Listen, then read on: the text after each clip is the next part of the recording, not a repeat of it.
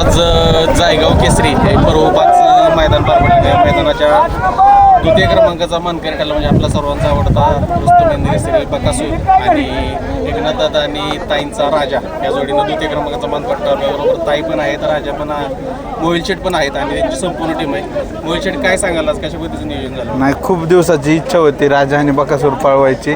ते आज पळवून 2 नंबर करून यश भेटलं गाडीला. खूप आनंद वाटला. ताई, बरेच दिवस तुम्ही म्हणत होता बकासूर सोबत पळणार आणि सर्व फॅन्सची इच्छा होती. आपल्या तिथे जवळपास मैदान होतं, तिथे पण बकासूर मथुरा फार्म हाऊसला येऊन गेलेला. त्याविषयी काय सांगाल की आज समाधान एक चेहऱ्यावरती दिसते की आज जबरदस्त पाहिले? सांगते काय, मी सकाळी पण सांगितलं माझ्यासाठी हिंद केसरी मैदान असल्या का सकाळी उठल्यापासून होतं तयारी यायचं ही ती का तर आम्हाला देवाच्या गळ्यात पळायचं आहे म्हणून. आणि मोहिलला मामाला मी तेव्हा पण थँक्यू म्हणलं तर अजून पण म्हणते की माझ्या फार्मला तुम्ही भेट दिली, देवाचं पाय माझ्या फार्मला लागलं, धन्य झाली की सगळे. मला वाटतं 100% गाडा मालक जी आहेत सगळ्यांची इच्छा आहे की बकासूरच्या गळ्यात पडायची. आज आम्हाला योग आला, नशीबवान म्हणीन मी. आणि आपण पण जबरदस्त गाडी आज चालवली, तिन्ही फेर. पण सेमी तर लय भारी लय भारी आपण हाणली गाडी. आमची सेमीला थोडी म्हणजे मारला राजा सुट्टी मेकरलाच मारायला गेला, ते थोडं गाडी झुलली. पण कोणी कोणी आरोप केला, पण सगळ्यांनी ड्रोनचं शूटिंग बघा, सगळं शूटिंग बघा आणि तुम्हीच सांगा की आमची गाडी लॉबी आहे का. आणि लॉबी टचला निकाल आहे, गाडी आमची लॉबी पण नाही पण लॉबी टचला निकाल आहे. सकाळीच त्यांनी पुकारले, पब्लिकनं सांगावं. एक प्रकारे कशा पद्धतीने नियोजन झालेलं का अचानक ठरलं बकासूर? नाही, लय दिवसापासून होतं, पण मामा मला म्हणलं ते कोरेगाव नंतर पळू, पण 26 तारखेला ह्यांच्यात काहीतरी कार्यक्रम होता म्हणून मामा म्हणलं 26 नंतर जी बी मैदान करायचं ती मी बाईटमध्ये पण सांगितलेलं 26 नंतर जी मैदान होईल ती बकासूर आणि राजा पळणार. बरेच दिवसाची इच्छा आमची पण पूर्ण झाली जेव्हा तुम्ही छकड्यावरती दोघे जण मगाशी उभा होता. आणि मी 10 वेळा म्हणलं असेल मोहिल कुठं आहे, मोहिल कुठं आहे, परत ती क्षण कधी येणार त्यासाठी हा एक क्षणाचा आनंद घ्यायचा म्हणून मी मोहिल आवाज देत होती. आणि या आनंदाच्या क्षणी शेठजी आणि मामा सुद्धा पाहिजे होते आज या क्षणी. बघू की अजून एकदा परत ही गाडी पळेल पुन्हा तेव्हा एकदा असतील, मामा असतील, गाडी पळेल तेव्हा सगळी येतील. कारण का अचानक मध्ये जरा घरी पण कार्यक्रम असल्यामुळे सर्वांना येताना आले.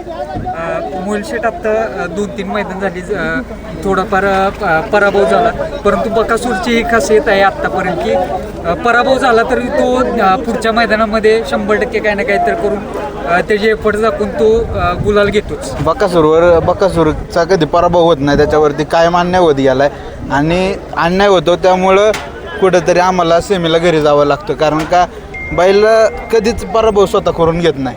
कुठंतरी कदाचित एखादी चूक असते त्याची, पण कायम त्याच्यावरती अन्यायच होतो. म्हणजे कुठंतरी म्हणजे आता मागासपासून बरेच जणांच्या कमेंट येत आहेत की प्रत्येक वेळेस बकासूरच का, प्रत्येक वेळेस वादविवाद जो होतो तिथं बकासूरच्या वेळेसच का होतो किंवा का असा निर्णय घेतला? नाही, मी मोहिलपेक्षा अगोदर सांगते की यात्रा कमिटीनं खूप छान निर्णय घेतला आणि योग्य ती निकाल दिलाय.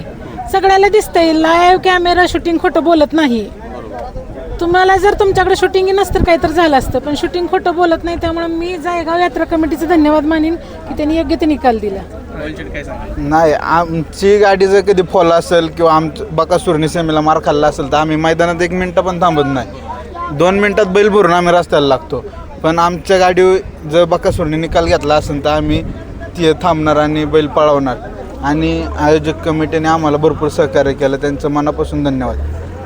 ताई, सुट्टी थोडीशी लेट झाली म्हणावं लागेल खाली, नाही, थोडं राजाखंड आणि सुनीलखंड गंडलं. सुनीलला राजा मारायलाच गेला त्यामुळे थोडा गाडीन दोन्ही नंदीची खासियत म्हणजे निकाल रेषेच्या ज्यावेळेस मध्य रेषेत आले तिथून जे स्पीड वाढवलं त्यांनी, ती काय बोलायला असतं? नाही, दोन्ही पण नंदी निकालात पळणार आहेत. बकासूर सुद्धा लांब पडलेला आणि तोंडावर निकाल घेतो का तर ते घेतोच. त्यामुळे दोन्ही पण नंदी निकालाला हवं आहेत. कुठेतरी ताई किंवा मोहिल शेठ आहेत, ज्यावेळेस गटाला गाडी पळाली बरेच जणांनी टीका केली की इकडून का घातलं तुम्ही, तिकडून का घातलं. बैलगाडी मालकाला त्यांना नियोजन माहीत असतं काय बाबा काय नाही. लोक कमेंट करतात, काय सांगाल? आमचं अगोदरच ठरलं होतं 1 फेरा उलटा खांद्यावर काढायचा, परत सरळ खांद्यावर 2 फेरं पळायचं. उद्या मला राजाला पण पैऱ्याला काही प्रॉब्लेम येऊ नये ना. आमच्या मनात दुख होती राजा बाहेर जातोय की काय, पण बघायचं तर आम्ही रिस्क घेतली, सक्सेसफुल झालो. आता कळलं आम्हाला राजाचा सुद्धा डावा खांदा चांगला आहे.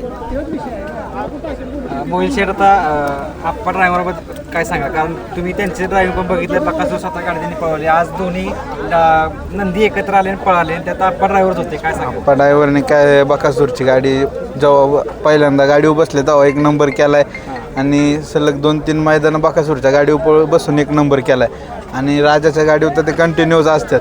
त्यामुळे दोन्ही नंदींचं त्यांना खासियत माहिती आहे आणि त्यांच्या डोक्याने त्यांनी गाडी आणली, त्यांना सांगायची पण गरज लागली नाही.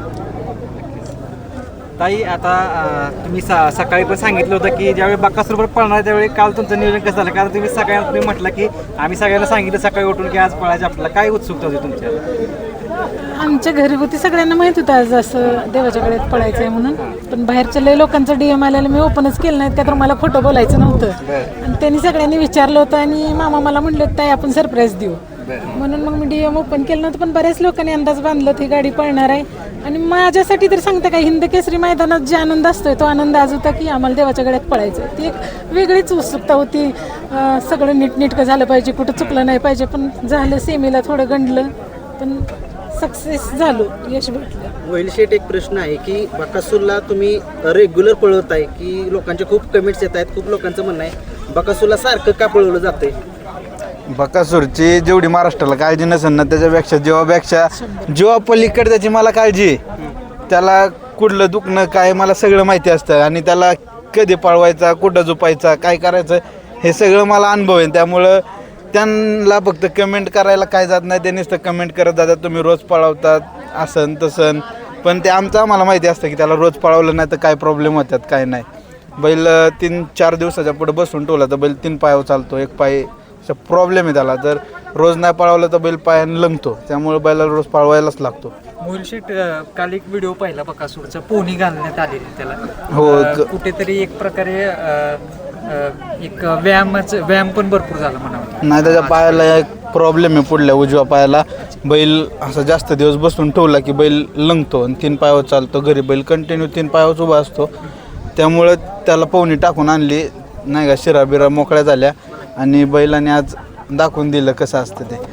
ताई, संपूर्ण प्रवास बघताय बकासूरचा, मोहिल शेठचा, मोहिल शेठपर्यंतचा प्रवास कसा वाटतो? बघितले की मोहिलचा, लहान होता मोहिल तेव्हापासून बघते बकासूर तर बिना एसनीचाच यायचा मैदानात. मला वाटतंय खिलारकावची काहीतरी काय की निसर्गाची नाळ त्यांची काहीतरी एक व्हिडिओ होता, सांगता काय सगळं बकासूरनं ह्यांना दिलेलं आहे. पण ताई, कुठेतरी शून्यातून विश्व निर्माण केलेलं आहे बकासूर. काही बॅकग्राऊंड नव्हतं, काय नव्हतं, तिथनं इथपर्यंत ते कुठं कष्ट आहे ते लोकांना कधी दिसत नाही. नाही, कष्ट असून ह्यांची पण आवड होती बैलगाडी शर्यतीविषयी. ह्यांची धडपड, वैभव मामा असो किंवा वैभव मोहिल असो, घेऊन जाणार, फेरं काढणार. एक घोडी पण त्यांची मी एका व्हिडिओमध्ये बघितल्या. त्यामुळे त्यांना यश आलं, त्यांनी जी त्यांचं म्हणजे ध्येय होतं ते ध्येय गाठलं मोहिलनं, असं मला म्हणायचं. आणि बकासूरनं तर सगळं रेकॉर्ड म्हणजे केलेत, ती रेकॉर्ड कुणालाही तोडणं म्हणजे पॉसिबल नाही. म्हणजे असं म्हणावं लागेल, जे आवड होती तेच प्रोफेशनच केलं 100%, आणि ते सक्सेसफुल. मोहिल शेठ तिथूनच तर झाला बकासूरमुळे. नक्कीच खूप साऱ्या शुभेच्छा असतील आणि नक्कीच परत एकदा ही जोडी 100% पळताना दिसेलच. नक्कीच. चालेल, खूप साऱ्या शुभेच्छा तुम्हाला. धन्यवाद.